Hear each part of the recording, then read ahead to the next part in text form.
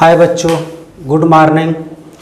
आज हम आप लोगों को हाई स्कूल का अर्थात कक्षा 10 का दूसरा लेसन अम्ल क्षार लवण अर्थात एसिड बेस कॉन्सेप्ट आप लोगों को बताने जा रहा हूँ।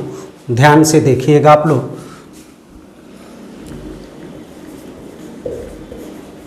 अम्ल क्षार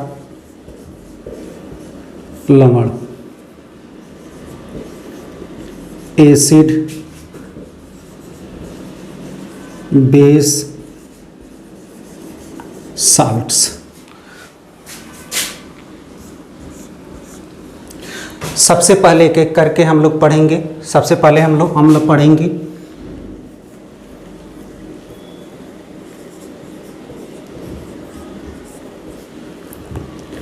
जिसकी अंग्रेजी एसिड होती है। अब अम्ल को 3 प्रकार से परिभाषित किया गया है बच्चों, जरा गौर से आप लोग देखिएगा। नंबर 1,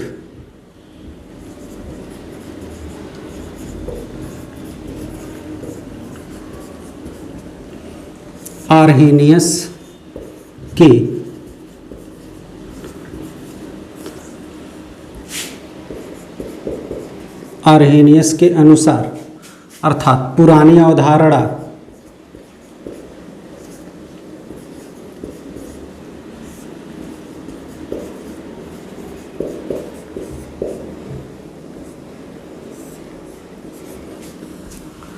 दूसरा ब्रॉन्स्टेड-लारी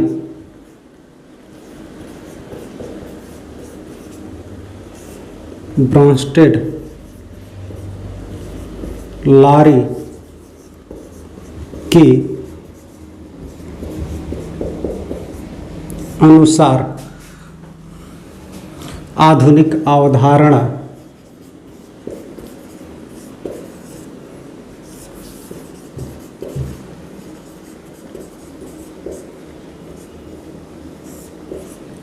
अवधारणा तीसरा लेविस के अनुसार। इस प्रकार से बच्चों आप लोग ध्यान से देख रहे होंगे कि अम्ल को 3 प्रकार से परिभाषित किया गया है और ये तीनों वैज्ञानिक हैं। पहले वैज्ञानिक आर्हेनियस हैं, दूसरे वैज्ञानिक ब्रॉन्स्टेड-लारी हैं, तीसरे वैज्ञानिक लेविस हैं। तीनों ने परिभाषाएं दी हैं। आर्हेनियस सबसे पहले एसिड के बारे में बताए, उसके बाद से ब्रॉन्स्टेड-लारी बताए, सबसे बाद में और सबसे अच्छी परिभाषा अगर किसी की मानी जाती है तो वे लेविस की मानी जाती है। लेविस ने सबसे लास्ट में परिभाषा दिया और सबसे अच्छी परिभाषा दिया। तो हम एक एक करके तीनों का अध्ययन करेंगे। तो सबसे पहले हम आर्हेनियस के बारे में अध्ययन करेंगे कि आर्हेनियस ने क्या कहा।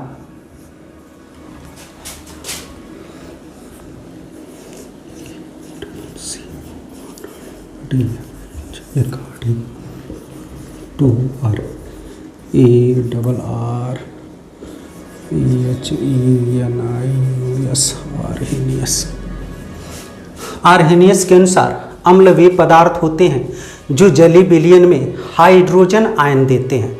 फिर एक बार गौर से बच्चों सुनना कि आर्हेनियस के अनुसार अम्ल वे पदार्थ होते हैं जो जलीय विलयन में हाइड्रोजन आयन देते हैं। चलिए हम लिख करके आपको बताते हैं।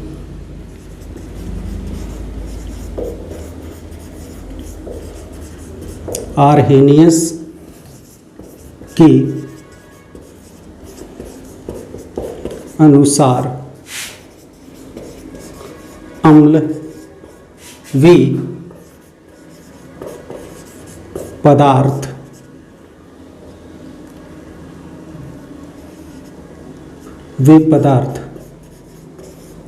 होते हैं जो जलीय विलयन में हाइड्रोजन आयन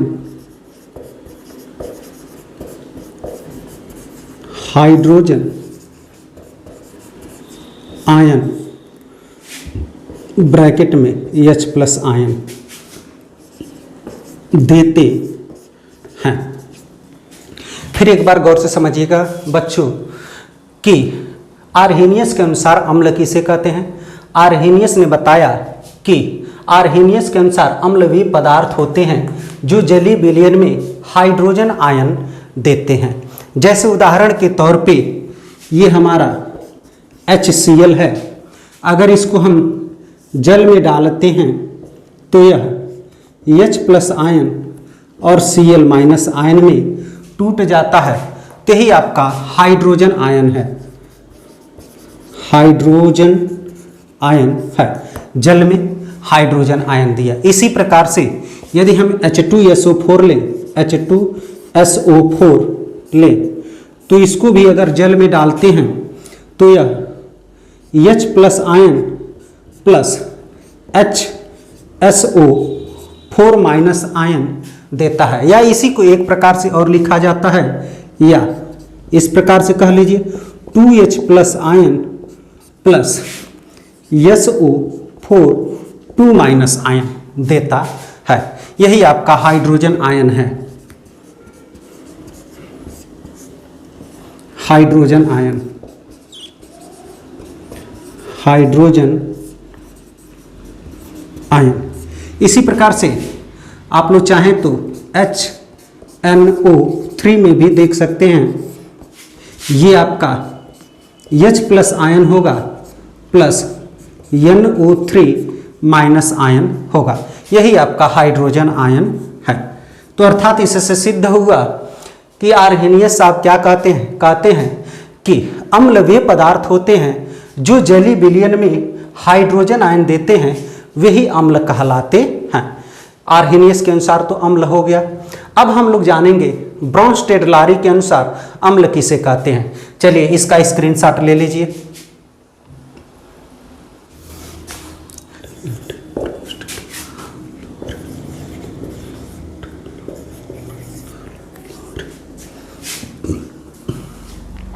अब बच्चों ब्रॉन्स्टेड-लारी के अनुसार आप लोगों को बताते हैं परिभाषा। ब्रॉन्स्टेड-लारी ने क्या कहा? ब्रॉन्स्टेड-लारी के अनुसार अम्ल वे पदार्थ होते हैं जो प्रोटॉन देते हैं। क्या देते हैं? प्रोटॉन देते हैं। फिर गौर से सुनिएगा, ब्रॉन्स्टेड-लारी ने बताया कि अम्ल वे पदार्थ होते हैं जो प्रोटॉन देते हैं। क्या देते हैं? प्रोटॉन देते हैं। तो जरा गौर से देखिएगा, हम लिख रहे हैं ब्रॉन्स्टेड-लारी की अनुसार वे पदार्थ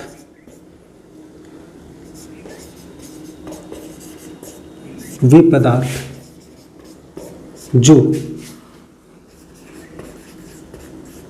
जलीय विलयन में प्रोटॉन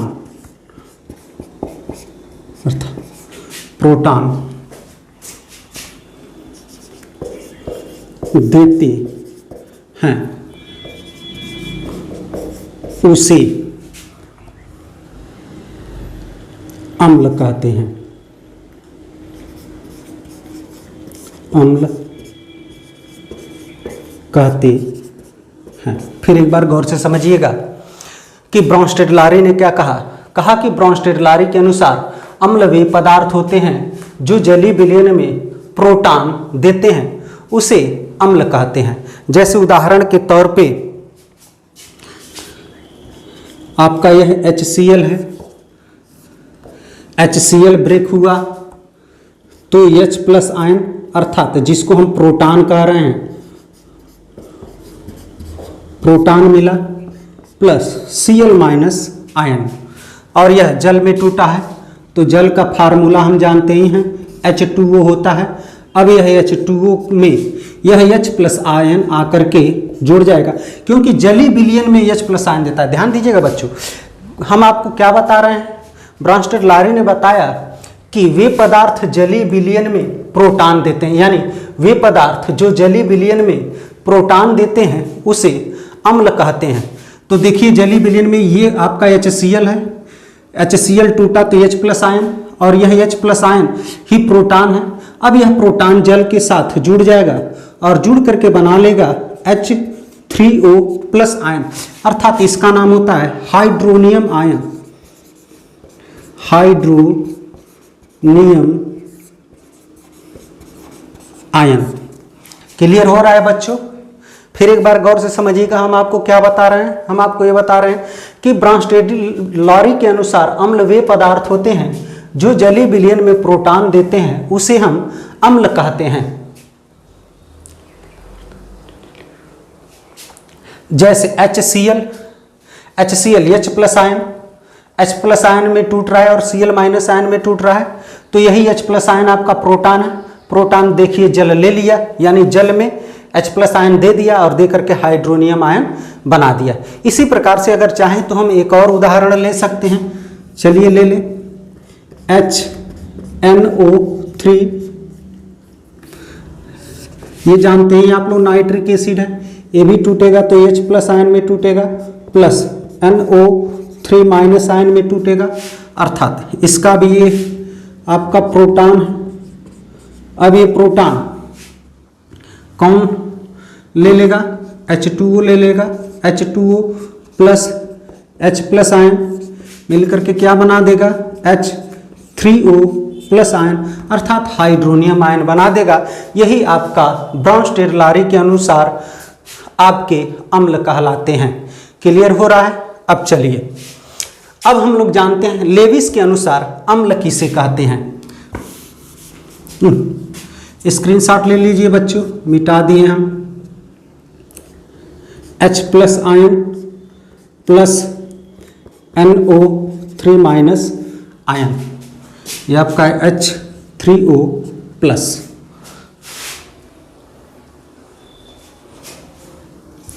अब आइए आप लोगों को बताते हैं लेविस के अनुसार तीसरा, लेविस के अनुसार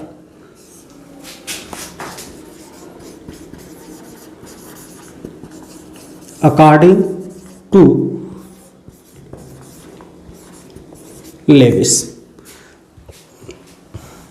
लेविस के अनुसार अम्ल वे पदार्थ होते हैं, फिर एक बार गौर से सुनिएगा, लेविस के अनुसार अम्ल वे पदार्थ होते हैं जो जलीय विलयन में लेविस के अनुसार अम्ल वे पदार्थ होते हैं जो इलेक्ट्रॉन को ग्रहण करते हैं, जो इलेक्ट्रॉन को क्या करते हैं? ग्रहण करते हैं। फिर गौर से सुनिएगा, लेविस के अनुसार अम्ल वे पदार्थ होते हैं जो इलेक्ट्रॉन को ग्रहण करते हैं, अर्थात इलेक्ट्रॉन को एक्सेप्ट करते हैं, उसे ही हम अम्ल कहते हैं। लेविस के अनुसार, लेविस के अनुसार अम्ल वे पदार्थ होते हैं, वे पदार्थ होते हैं जो इलेक्ट्रॉन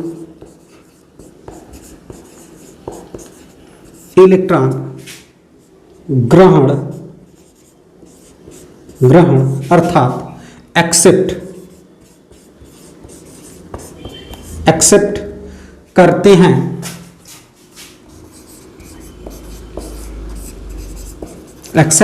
करते हैं, वे ही आपके अम्ल कहलाते हैं। जैसे उदाहरण के तौर पे BF3, ये क्या करता है भैया? इलेक्ट्रॉन को ग्रहण करता, अर्थात जितने आप, सबसे आधुनिक परिभाषा ही है, अगर आप लोग उस तरह से नहीं पहचान पा रहे हो कि ये अम्ल है कि क्षार है, तो आप लोग लास्ट में सबसे अंतिम रूल लगाइएगा, लेविस का रूल। और लेविस का रूल जो होता है इलेक्ट्रॉन युग्म दाता और इलेक्ट्रॉन युग्म ग्राही पर निर्भर करता है। उसी के अनुसार देखिए हम बताएं कि लेविस के अनुसार अम्ल वे पदार्थ होते हैं जो इलेक्ट्रॉन ग्रहण करते हैं, उसे ही हम क्या कहते हैं? लेविस एसिड, अर्थात लेविस अम्ल कहते हैं। अब आइए हम लोग जान लें कि कौन कौन से अम्ल होते हैं।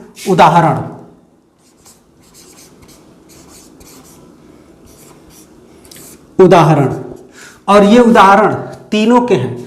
आर्हेनियस के अनुसार अम्ल का भी है, ब्रांस्टेडलारी के अनुसार अम्ल का भी है, और लेविस एसिड के अनुसार भी अम्ल का है। अर्थात जो ये तीनों परिभाषा दिए हैं, ये तीनों परिभाषाओं का उदाहरण है। जैसे HCl, H2SO4, HCl को हाइड्रोक्लोरिक एसिड कहते हैं, H2SO4 को सल्फ्यूरिक एसिड कहते हैं, HNO3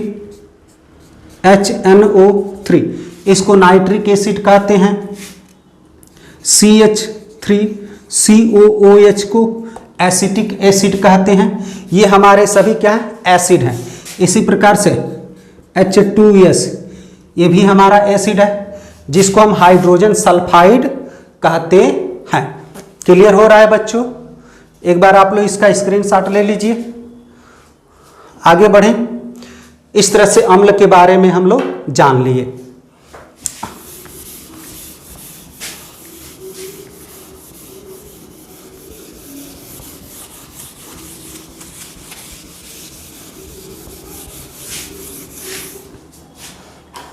अब आइए बच्चे जानते हैं हम लोग कि अम्ल की विशेषता या गुण या लक्षण क्या होते हैं।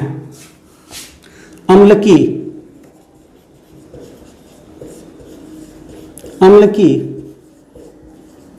विशेषता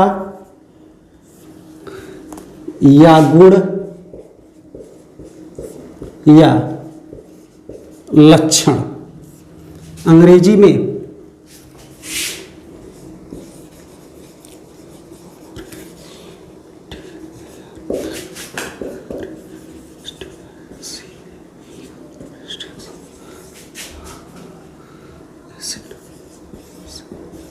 कैरेक्टरिस्टिक्स ऑफ एसिड। अम्ल की निम्नलिखित विशेषताएं हैं। अम्ल की क्या है भैया? निम्नलिखित विशेषताएं। सबसे पहले तो आप लोग जानते हो कि अम्ल जो होते हैं वे स्वाद में खट्टे होते हैं। पहली विशेषता गुण या लक्षण तो इसका यही हुआ कि अम्ल कैसे होते हैं भैया? अम्ल स्वाद में खट्टे होते हैं। अम्ल स्वाद में खट्टे होते हैं। पहला तो हम यही जानते हैं कि अम्ल स्वाद में क्या होते हैं? खट्टे होते हैं। दूसरा क्या जानते हैं कि अम्ल जो है नीले लिटमस पेपर को लाल कर देता है। दूसरा भी हम जानते हैं अम्ल क्या करता है भैया? नीले लिटमस पेपर को लाल कर देता है। अम्ल नीले लिटमस पेपर को लाल कर देता है। दूसरा हम क्या है? इसी प्रकार से तीसरा हम क्या जानते हैं भैया? तीसरा हम ये जानते हैं कि अम्ल जो होता है प्रबल संक्षारक की भी भांति कार्य करता है। प्रबल संक्षारक का मतलब क्या हो गया? अगर अम्ल में कपड़े को डाल दीजिए तो कपड़ा खराब हो जाएगा, अम्ल में लकड़ी को डाल दीजिए लकड़ी खराब हो जाएगा, कागज को डाल दीजिए कागज खराब हो जाएगा, लोहे को डाल दीजिए लोहा गल जाएगा। तो इसी प्रकार से यह संक्षारक का भी कार्य करता है। अम्ल प्रबल संक्षारक की भांति कार्य करता है। जैसे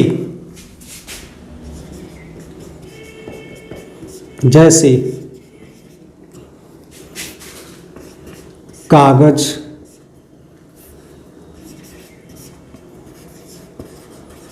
कपड़ा लकड़ी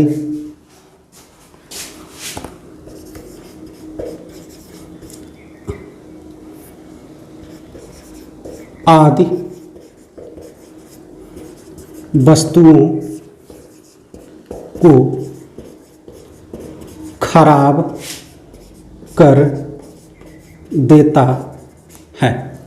अब आइए बच्चों, चौथा आप लोगों को बताते हैं। चौथा जो होता है, अम्ल जो है लवण से क्रिया करके, अम्ल जो है क्षार से क्रिया करके लवण तथा जल बनाते हैं। अम्ल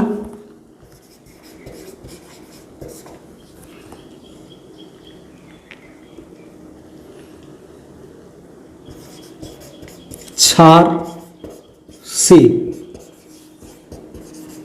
क्रिया करके लवण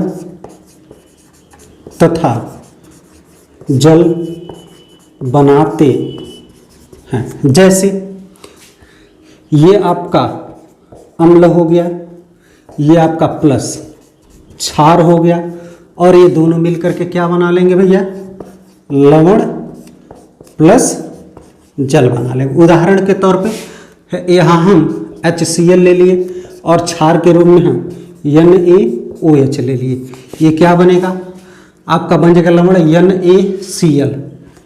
यहाँ से आपका Na और यहाँ से Cl, NaCl प्लस यहाँ से आपका क्या मिलेगा, H और OH मिलकर के क्या बन जाएगा, H2O। ये आपका लवण हो गया सोडियम क्लोराइड। इसे हम क्या कहते हैं, सोडियम क्लोराइड कहते हैं। ये आपका H2O है, आप लोग जानते ही हैं, जिसे हम हाइड्रोजन ऑक्साइड भी कहते हैं। इसी प्रकार से अब आइए पांचवा, अम्ल जो है धातुओं से क्रिया करके हाइड्रोजन गैस बाहर निकालता है। क्या करता है, अम्ल जो है धातुओं से क्रिया करके हाइड्रोजन गैस बाहर निकालता है। अम्ल धातुओं से क्रिया करके हाइड्रोजन गैस बाहर निकालता है। जैसे जरा गौर से आप लोग देखिएगा,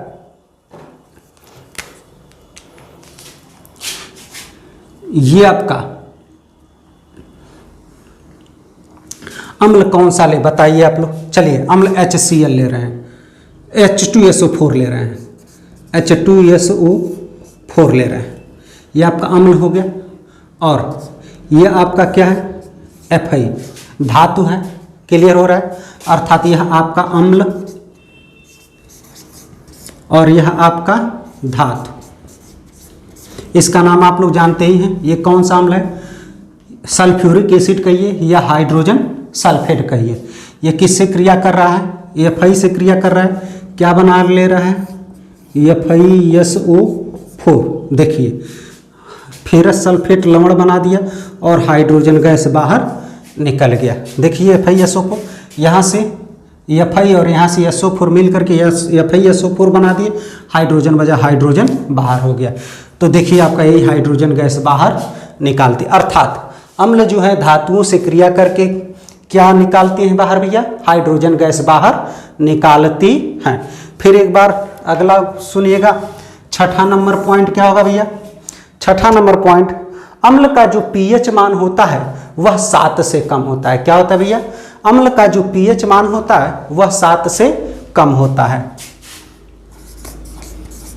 अम्ल का pH मान 7 से कम होता है। ये भी हम लोग जान गए कि अम्ल का pH मान कितना होता है भैया, सदैव 7 से कम होता है। ये भी हम लोग जान गए। अच्छा, एक चीज और हम लोग जान लें कि सभी अम्ल जो होते हैं वे जल में विलेय होते हैं। जितने अम्ल होते हैं वे जल में क्या होते हैं भैया, विलेय होते हैं, घुलनशील होते हैं, अर्थात वे जल में घुल जाते हैं। सभी प्रकार के अम्ल क्या होते हैं, जल में घुलनशील होते हैं। तो हम लोग लिख लें, अम्ल जल में घुलनशील अर्थात विलेय, अंग्रेजी में सालुबल कहते हैं, SOLUBLE, सालुबल होते हैं। ये भी हम लोग जान गए कि अम्ल क्या होते हैं, जल में घुलनशील होते हैं। अच्छा, अगला पॉइंट क्या लिखे भैया, अगला पॉइंट, अम्ल जो होते हैं, अम्लों में इलेक्ट्रॉन त्यागने की क्षमता पाई जाती है। क्या पाई जाती है, अम्लों में इलेक्ट्रॉन त्यागने की क्षमता पाई जाती है। 7वां आ जाइए, 5th 6th 7, ये आपका 7वां होगा, ये आपका 8वां होगा। अम्लों में इलेक्ट्रॉन त्यागने की क्षमता पाई जाती है। फिर गौर से समझिएगा हम क्या बोल रहे हैं, हम बोल रहे हैं अम्लों में इलेक्ट्रॉन त्यागने की क्षमता पाई जाती है। इस प्रकार से 8 हम लोग लिख लिए। अब अगला सुनिएगा, 9वां प्रकार का यहाँ हम लिख दे रहे हैं। 9वें प्रकार को, अम्ल जो है इलेक्ट्रॉन त्याग कर धनायन बनाने की क्षमता रखते हैं। क्या भैया, अम्ल जो है इलेक्ट्रॉन त्याग कर धनायन बनाने की क्षमता रखते हैं।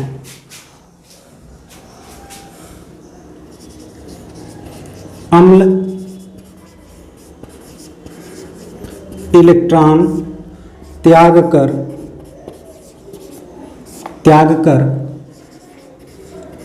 धनायन बनाने की क्षमता रखते हैं। इतना पॉइंट क्लियर हुआ भैया। अम्ल जो है इलेक्ट्रॉन त्याग कर धनायन बनाने की क्षमता रखते हैं। एक बार और बच्चों आप लोगों को बता रहे हैं कि अम्ल की विशेषता, गुण या लक्षण क्या होते हैं। पहला ये होता है कि अम्ल स्वाद में कैसे होते हैं, खट्टे होते हैं। अम्ल नीले लिटमस पेपर को क्या कर देते हैं भैया, लाल कर देते हैं। अम्ल स्वाद में खट्टे होते हैं। अम्ल नीले लिटमस पेपर को क्या कर देते हैं, लाल कर देते हैं। अम्ल प्रबल क्षारक की भांति कार्य करता है, जैसे कागज, कपड़ा, लकड़ी आदि वस्तुओं को यह खराब कर देता है। अम्ल क्षार से क्रिया करके क्या बनाता है, लवण बनाता है। यहाँ हमने आपको बना करके दिखा दिया। उसी प्रकार से अम्ल धातुओं से क्रिया करके हाइड्रोजन गैस बाहर निकालता है। देखिए यहाँ हाइड्रोजन गैस बाहर निकल गया। इसी प्रकार अम्ल का जो पीएच मान होता है वह सदैव 7 से कम होता है। अम्ल जल में घुलनशील होता है, अर्थात जितने प्रकार के अम्ल होते हैं सभी जल में घुल जाते हैं। 8वां, अम्ल में इलेक्ट्रॉन त्यागने की क्षमता पाई जाती है, अर्थात 9वां पॉइंट इसी को हम कवर कर लिए हैं कि अम्ल इलेक्ट्रॉन त्याग कर धनायन बनाने की क्षमता रखते हैं। इस तरह से भैया अम्ल के बारे में हम लोग जान गए। अब आइए बच्चों, अब हम लोग प्रबल अम्ल और दुर्बल अम्ल के बारे में हम लोग जान लेते हैं। प्रबल अम्ल किसे कहते हैं और दुर्बल अम्ल किसे कहते हैं। सबसे पहले प्रबल अम्ल अर्थात स्ट्रांग, STRONG, स्ट्रांग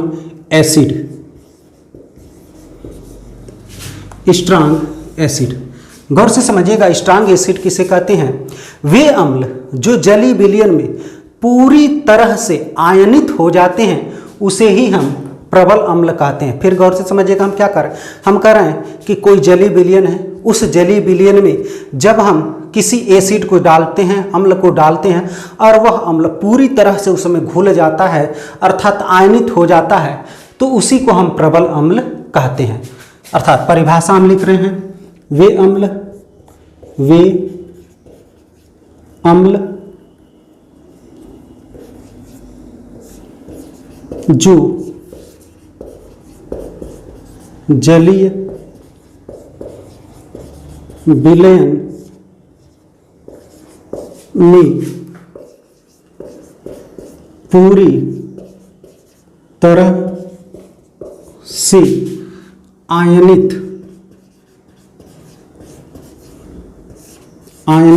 अर्थात आयोनाइज हो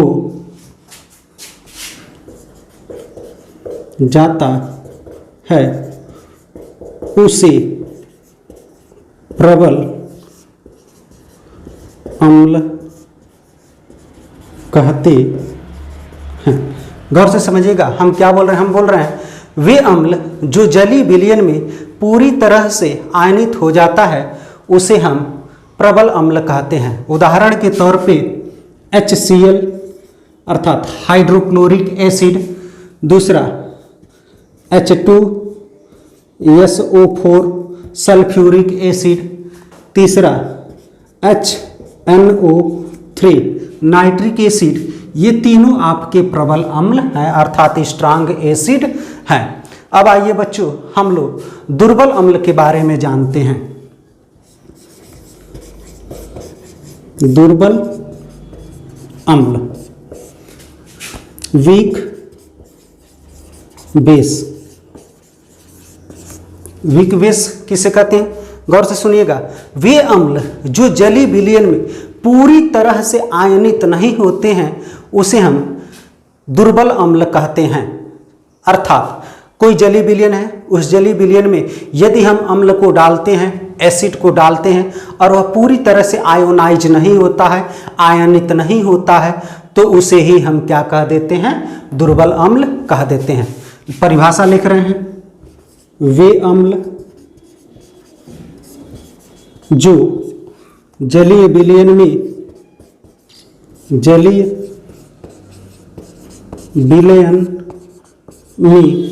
पूरी तरह से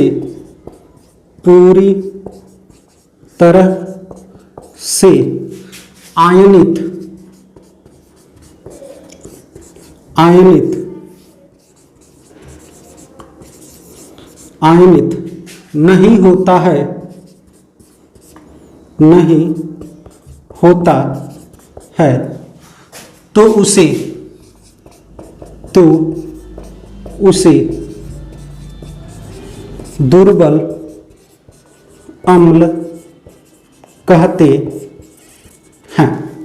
जैसे फिर एक बार और समझिएगा, हम क्या करें? हम करें वे अम्ल जो जलीय विलयन में पूरी तरह से आयनित नहीं होता है तो उसे ही हम क्या कहते हैं भैया? दुर्बल अम्ल कहते हैं। जैसे उदाहरण के तौर पे CH3COOH एसिटिक एसिड, इसका क्या नाम है? एसिटिक एसिड, दुर्बल अम्ल है।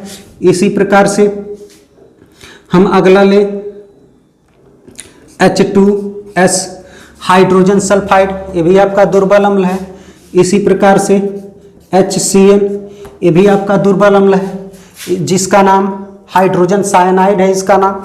फिर गौर से सुनिएगा, अब अगला लिख रहे हैं H2CO3, ये भी आपका दुर्बल अम्ल है, इसका नाम कार्बोनिक अम्ल होता है। फिर गौर से सुनिएगा, इसका नाम एसिटिक एसिड, इसका नाम हाइड्रोजन सल्फाइड, इसका नाम हाइड्रोजन साइनाइड, इसका नाम कार्बोनिक एसिड या कार्बोनिक अम्ल होता है। ये सभी दुर्बल अम्ल हैं। Thank you.